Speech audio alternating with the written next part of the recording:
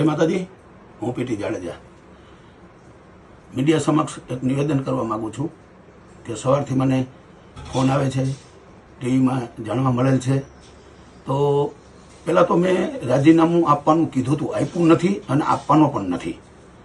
મારે જે થોડો ઘણી નારાજગી હતી એ મીડિયામાં અને સોશિયલ મીડિયામાં હજારો યુવાનો, લાખો યુવાનો સૌરાષ્ટ્ર અને ગુજરાતભરમાંથી બરાબર છે મારા સમર્થનમાં આવ્યા. સંકલન સમિતિ સમર્થનમાં ના આવી એટલે મારો થોડો નારાજગી હતી, એ નારાજગી મેં વ્યક્ત કરી છે. હું રાજીનામું આપવાનો નથી, રાજીનામું આપીશ નહીં. આ સંકલન સમિતિ છે, કાયમ રહેશે અને જે આનાથી મજબૂત બનશે.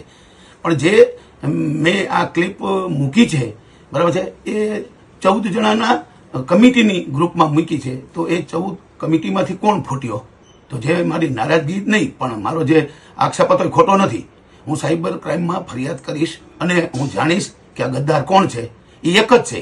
એટલે મને સંકલન સમિતિના બધાના ફોન આવ્યા કે ભાઈ એક જ વ્યક્તિ છે તો આપણે એને ખુલ્લો પાડશું અને સંકલન સમિતિમાં જે આવી રીતે જોડાયેલા છે એને આપણે દૂર કરશું. એટલે મારી નારાજગી દૂર થઈ ગઈ અને અત્યારે મારે રમજુ બાબા છે બધા સાથે વાતે થઈ ગઈ બરાબર છે. અને હું સાંજે કે કાલે અમે આ મિટિંગ કરશું, આ બાબતમાં ચર્ચા કરશું એવું પણ મને કીધું. પણ મૌખિક મને બધાના ફોન આવ્યા એમાં આવું જણાવ્યું છે. એટલે હાલ આપને હું સંદેશો આપવા માંગુ છું, રાજીનામું આપ્યું નથી, આપવાનું નહીં. મારી નારાજગી છે, મેં આપને કહી દીધું. નારાજગીનું કારણ આ હતું, બીજું કાંઈ નહોતું. જય માતાજી. છાત્ર ધર્મ કહી ગઈ, આથી વિશેષ મારે બીજું કંઈ કહેવાનું થતું નથી. મારો હવે એ તો સાહેબ અહીંયા પર્સનલી એ લોકો અંદર ખાને શું કરતા હોય એ તો હવે એકબીજાને જે તકલીફ પડી પોલ ખોલશે. પણ સંકલન સમિતિ એટલી હોશિયાર છે કે પાછા પીટીને કવર કરવાની કોશિશ કરશે ને પીટી એને દબાવવાની કોશિશ કરે છે. બાકી પાછા પીટીને ખેંચી લે, કારણ કે એ લોકોને એના પોતાના મોરા ચમકાવવા છે અને સમાજ માટે કોઈને કાંઈ લેવા દેવા નથી. અવડા રસ્તે આખું આંદોલન જઈ રહ્યું હોય તેવું લાગી રહ્યું છે. આવડા રસ્તે તો નથી ગયું. 5-10 જણાથી આંદોલન નથી. આ આંદોલન સ્વયંભૂ છે, આખો સૌરાષ્ટ્ર કાઠિયાવાડ ભેગો છે. એ કદાચ 5 જણા હેન્ડલ કરે કે ન કરે, અમારામાં એટલા મહાનુભવો છે કે એ બધા સ્ટેજ પકડી લેશે અને અમને કેમ હેન્ડલ કરવા અમારા બધાના સમાજને એ બધું અમારા મોભીઓને આવડે છે. અમારા વડીલ ઘણા છે, 70 વર્ષ 80 વર્ષના સ્ટેજ માથે ચડાવો ને તો ક્ષત્રિય શું છે ખબર પડે. હવે આ લોકો જે ઓલા ગોળા આવે છે ને ગોળી આવે છે ને ફરતું જાય છે ને આમ કરવાનું આ અમારું કાઠિયાવાડનો કે અમારો બારાડીનો કે કોઈનો રિવાજ નથી. હું ભૂપતસિંહ ભાતેલ અને અમારે ભાતેલ, ધ્રાફા આ બધા જામનગર જિલ્લામાં એવા ગામ છે કે જેના આજે નામ છે. અને અમે બધા એક મોટા સંમેલન કંઈક કરી ચૂક્યા છીએ ને કંઈકને સ્ટેજ ઉપરથી મોટા રાજકીય નેતાઓને હકાલી કાઢ્યા છે. હવે એ આ સંકલન સમિતિને ન ખબર હોય, એ લોકો જે અમદાવાદ બેઠા કરે કે અમને એને એમ છે કે અમે જ બધું કરીએ છીએ. અંતે તમારું અંતે સ્ટેટમેન્ટ શું છે? હવે શું થવું જોઈએ? મારું અંતનું સ્ટેટમેન્ટ એ છે કે હવે અમારા સમાજને ગુમરાહ ન કરો, ન સંકલન સમિતિ સંયમ રાખે. તમે હલાવો, અમને વાંધો નથી. અમે કોઈ તમારા સ્ટેજમાં ભાગ પડાવવા આવ્યા નથી, ક્યારે સ્ટેજ પ્રોગ્રામમાં સ્ટેજ ઉપર ચડ્યા નથી. પણ તમે 2 મિનિટની ચિઠ્ઠીઓ કોઈને આપતા નહીં મહેરબાની કરીને, કારણ કે હરેક રાજપૂતનો હક છે સ્ટેજ ઉપરથી બોલવાનો. હા, કોઈ એવું બીબીજ બોલે કે કોઈ ઉગ્ર વાતાવરણ કરે તો એને તમે એટલી સલાહ દઈ શકો કે ભાઈ ઉગ્ર રોષ ન આમાં કરતા, પણ તમે સારી રીતે તો કહી જ શકો. બાકી સ્ટેજ બધાને મળવું જોઈએ. આ કોઈના બાપનું પર્સનલ પ્રોપર્ટી નથી કે 5 જણા સ્ટેજ ઉપર રહે અને 6 જણા ગરાસીઓ નીચે ઊભો હોય અને એને પોતાને અંદરથી ક્યાંય દુઃખ થાય.